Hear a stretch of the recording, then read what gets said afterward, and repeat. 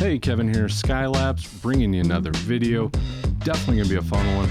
I've been wanting to do this video for a while, as a lot of times customers come into the shop and they ask us, how are we getting the same song to all these different stereo systems at the same time?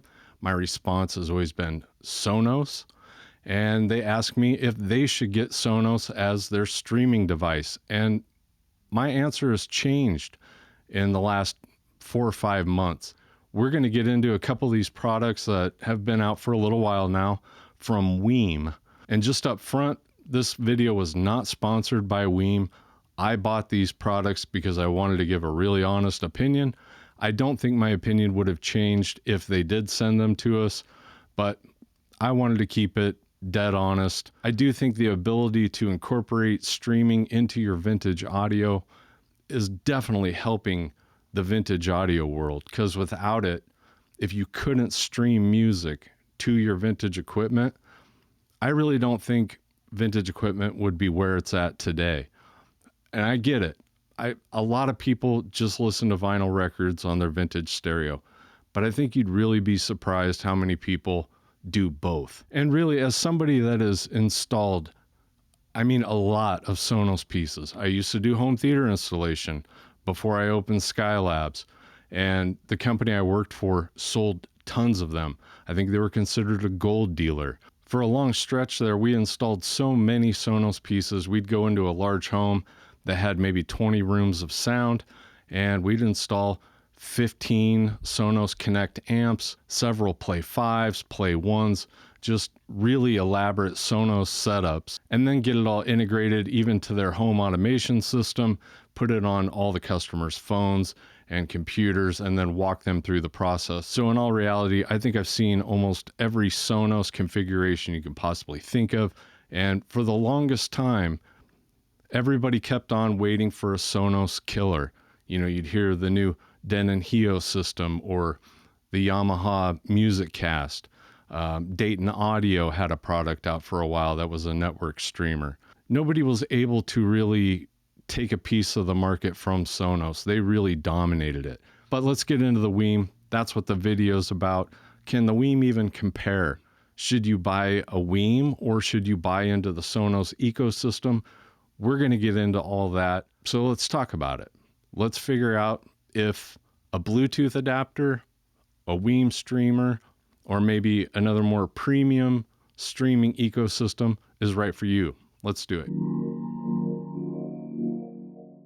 And the 3 pieces I picked up were the Wiim Pro for $150, the Wiim Mini for $100, and then the remote for $20. I thought these 3 products would give me a really good idea about how a multi-room setup would function, how easy it was to integrate rooms together or separate them. And I thought the remote would be interesting for integrating my TV into the system, which I did try. So those are the 3 pieces we'll be going over in the video, and I'll give you my thoughts on them and how it went. And let's start right from the top with getting them out of the box and connecting them for the first time, which was very simple. It is almost just like Sonos. I don't think they're reinventing the wheel on how this is being done. But at this point, what you do with Wiim is you pair each device to your phone via Bluetooth. You put the Wi-Fi information into your Wiim device, and then it switches over to Wi-Fi. And you just repeat this for each one. It's very similar if you've ever added a Nest or a Ring to your home. It's kind of the same process. So if you've done one of those, it's not going to be anything hard for you. So for maybe some of you older folks out there that aren't really savvy to newer technology, this really shouldn't scare you. If you can navigate through your phone reasonably well, you can handle setting up one of these streamers. It's really not that difficult. So connectivity, getting them set up for the first time, very easy. And then you might be asking, well, what's the difference between the Pro and the Mini? And with that $50 upgrade going to the Wiim Pro, you're getting a few software upgrades, the ability to connect to Amazon's multi-room, Chromecast audio, and I think there was one other, but definitely check the site. As far as physical connections go, you're getting a hardwired Ethernet connection, so You don't have to go Wi-Fi, at least to the Wiim Pro. You can hardwire it to your router. You also get an optical input, which would be good for integrating your TV into the system if you wanted to. And then you get a coaxial out, which you could use for subwoofers. So really that $50 upgrade really comes down to those extra physical connections you get if that's something important to you. If not, maybe you're just going to use it for strictly streaming to one stereo and you're not worried about the other features, just get the mini. Look on their website. They do break down each individual differences. I just didn't want to take up too much time in the video. And the first big difference I noticed between Wiim and some of the more premium streamers like Blue Sound and Sonos came when I went to start playing music from Spotify. Spotify, Tidal, and some of the other apps are not integrated into the Wiim software. You actually have to leave the Wiim app, go to Spotify or go to Tidal, select the music you want to play, and then from within that software, you connect it to your Wiim. As opposed to Sonos, where when I'm inside of my Sonos app, Spotify is also integrated into the software. So I don't need to go to multiple apps in order to navigate between Sonos, the several rooms I have within Sonos, and the music or the streaming software that I'm using, as in Spotify. And this might seem trivial to some, as really the Wiim is probably $300 cheaper than a comparable Sonos product like the Port. If that bugs you, it's going to bug you. And it kind of bugs me, I'm not going to lie. I am so used to opening up my phone, going to Sonos, and just telling it that I want to listen to Spotify.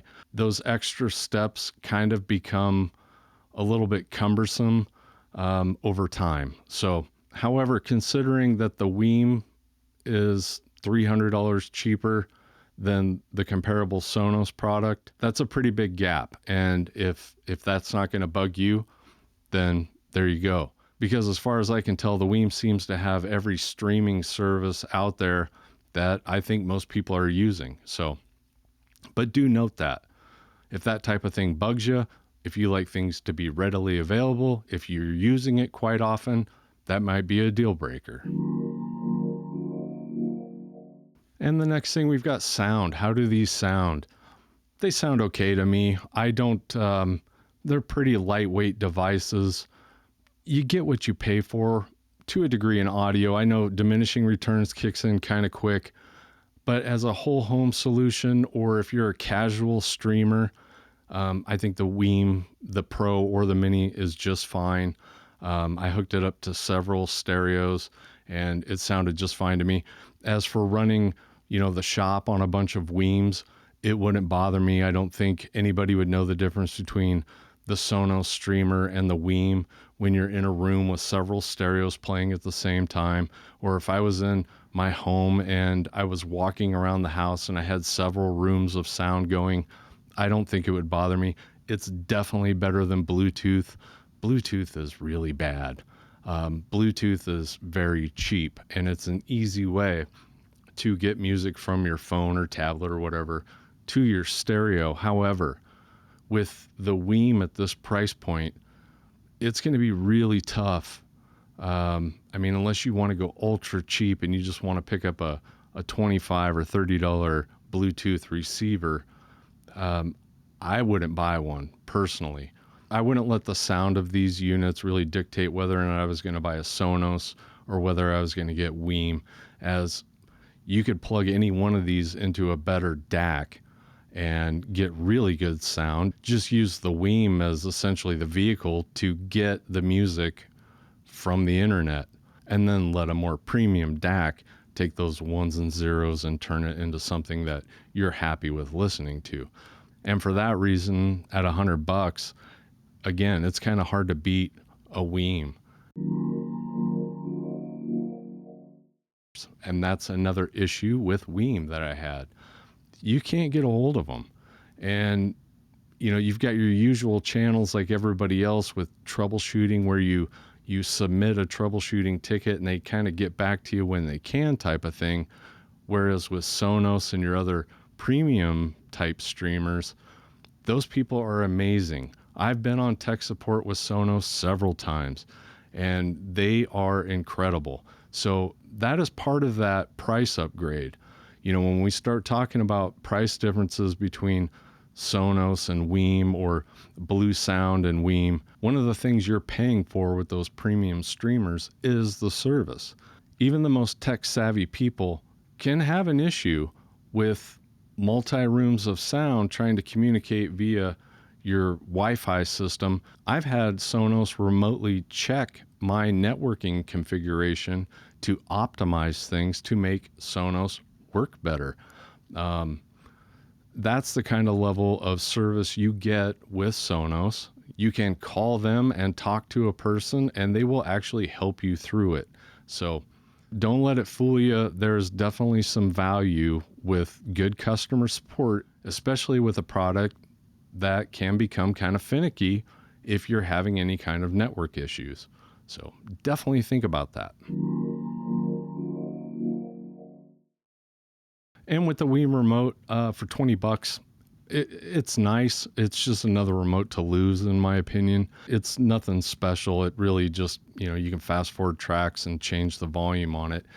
Unfortunately, you can't learn it into your TV remote. So if you had the idea of buying this remote and then learning the remote capabilities into your current TV's remote, it's not an option. So this remote is always going to be used for Wiim and Wiim only. If it was IR and learnable, that would be a different ball game, because if at that point I could learn it into the TV remote I was using, that might be a game changer. But as of now, it's just another remote that I'd have to keep track of in order to do that. But once again, it's $20. So if you think you'd use it, grab one. Otherwise, yeah, it's kind of just a novelty. And maybe that's why Sonos and Blue Sound don't have a remote. But if you have the perfect application for it, hey, for $20, it's $20. And to wrap this all up and give you my verdict on whether the Wiim is the Sonos killer, maybe you've already made up your mind just from what we've already talked about, and hopefully you have. And for me, it really comes down to, are you already built into an ecosystem? Do you already have several Sonos pieces? Or are you just looking to get a streamer for one or two devices and you don't want to spend the money on a more premium streamer? And that's really what it comes down to. There's a lot of things Sonos has going for it, in that it has several lines of portable speakers as well. So as far as whole home audio solutions for larger homes, maybe something with more than 4 or 5 rooms of sound, I would definitely go the Sonos route if you can afford it. However, if it was just 1 or 2 rooms of sound and a single streamer with an external DAC option, that Wiim is tough to beat. In my opinion, I think it destroys the Bluetooth receiver for sure, hands down. I don't think there's any reason to buy one of these, even though we're going to continue to sell them, because I don't think Wiim offers any kind of dealership programs like a lot of other products these days. They're straight to consumer, or maybe they only sell on Amazon. I couldn't get a hold of anybody at Wiim to find out, because I would gladly sell these products at the store for sure. They work well. It was easy to set up. I would rather sell the Wiim than a Bluetooth dongle. But unfortunately, I don't think that's an option right now. The problem with Sonos, their markup is very, very low. In order to get a decent buy rate, that it just doesn't make sense. I usually send people to other local HiFi shops that do carry Sonos products. It's just not worth it for me. I couldn't sell enough Sonos in order to justify it. Most places that sell Sonos and stuff like that, they also do home theater installation, and so they're able to move enough numbers to get the cost down on providing Sonos in order to make it viable. So as of now, we're going to keep on selling the Bluetooth receivers, unfortunately. If you're just getting into streaming, you want to dip your toes in, see how it goes, grab a $100 Wiim and see what you think. Grab yourself a decent DAC and really take it up a notch. But at $100, I don't think you can touch the Wiim. I really don't. And if you want the extra connectivity, grab the Pro. I thought it was a great product for what it was. It streams high-res audio at $100. I don't think you could beat it. So hopefully that answered some questions. Hopefully that might help you narrow down if you are looking to get into more whole home audio and bring your vintage receiver into that world. Anyway, I hope you enjoyed the video. We're going to be going through all the submissions for your favorite manual turntable this week, and hopefully that video comes out next Sunday. Thanks to everybody that bought the new hat. Super comfortable. It doesn't even feel like you have a hat on. That's what I love about these hats. They just really fit well. If you don't notice you have a hat on, then you've got a good hat. And that's what these are. They're Richardson 110 hats, embroidered in Chicago, and they're on the website skylabsaudio.com/shop. So if you want to grab one of those, head over there, and we'll see you in the next video. Thanks.